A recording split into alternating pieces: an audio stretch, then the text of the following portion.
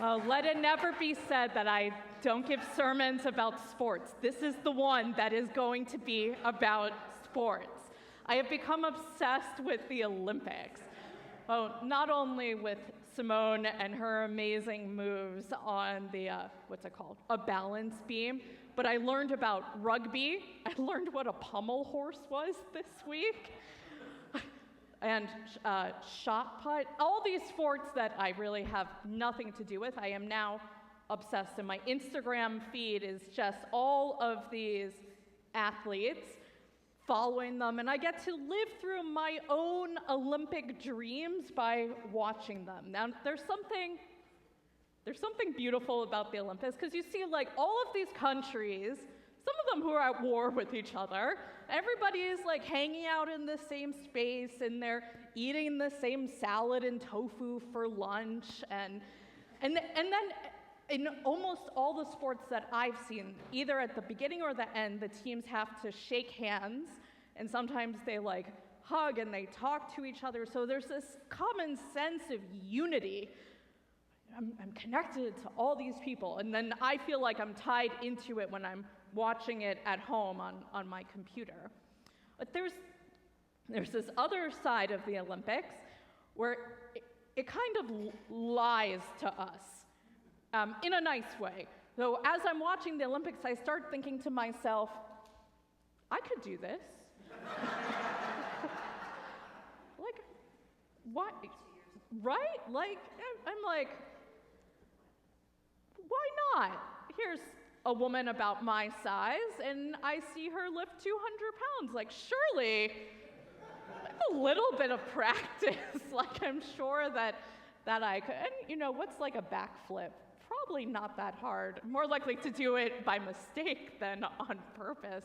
But for many people who are watching it, and you're like, you know what? They are not so different from you or me. I am basically, brush myself off, go to the gym a few times, and I too can achieve Olympic greatness. Now we know that as soon as the Olympics end, this kind of sheen or glory of it and the delusions that it breeds within us, we know that these kinds of things are not necessarily possible.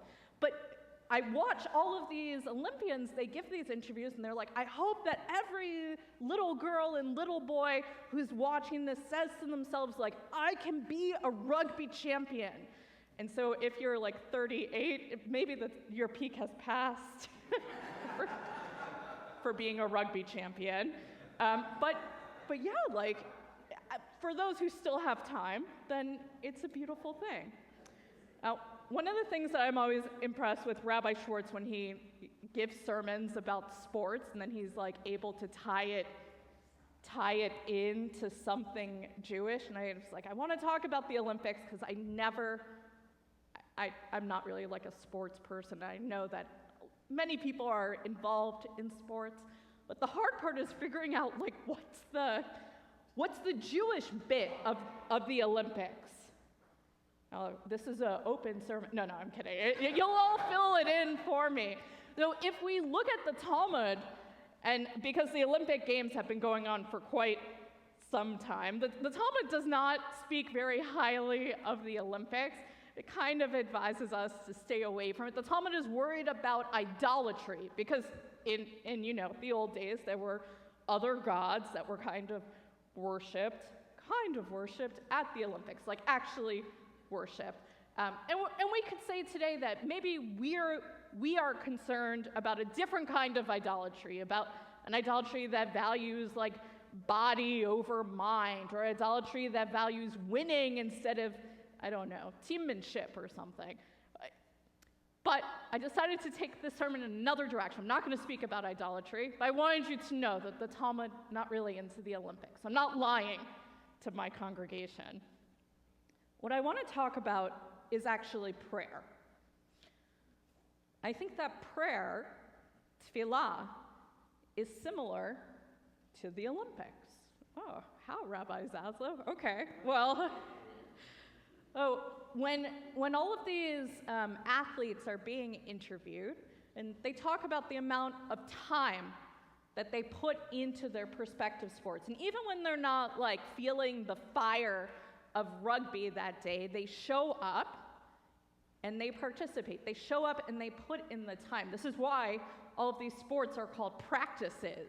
You know, it's not always about feeling it, but it's about doing it and doing it consistently.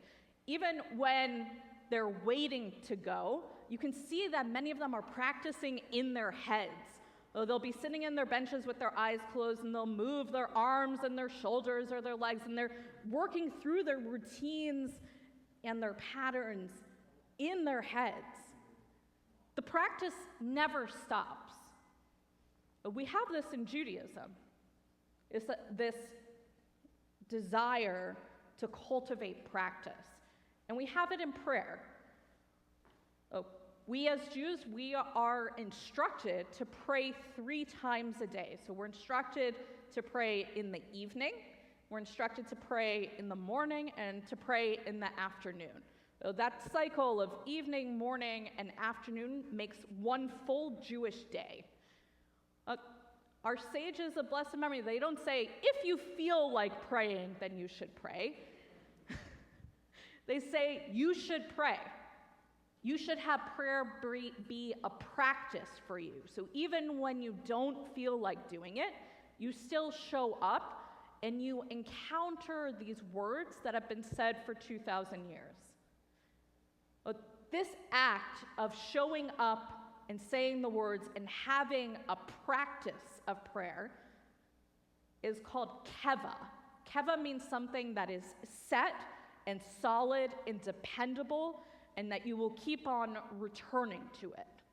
So prayer becomes something that is keva.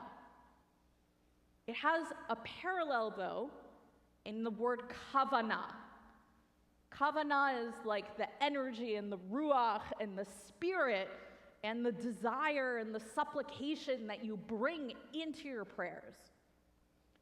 That's the moment, kavanah is the moment when I say, I want to pray. Like, I want to thank God for this thing, or I want to talk to God because I need help. That's kavanah.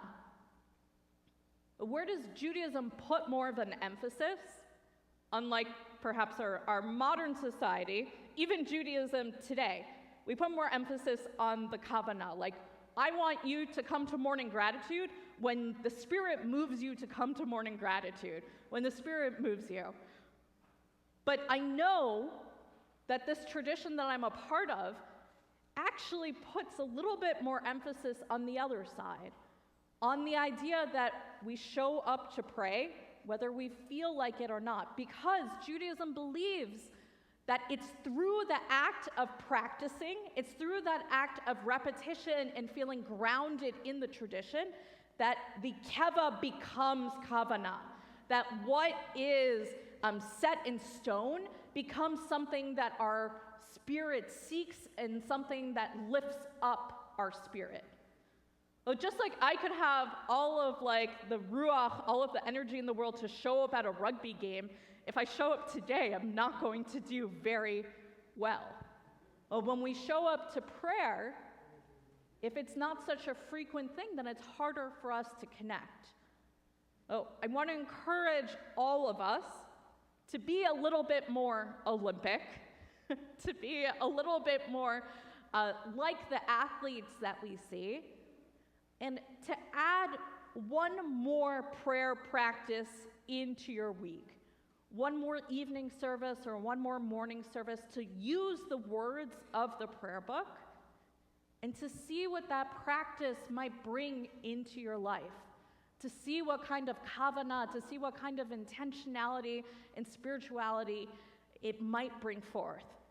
It's just like the Olympians. If we don't try, if we don't practice, then we'll never know.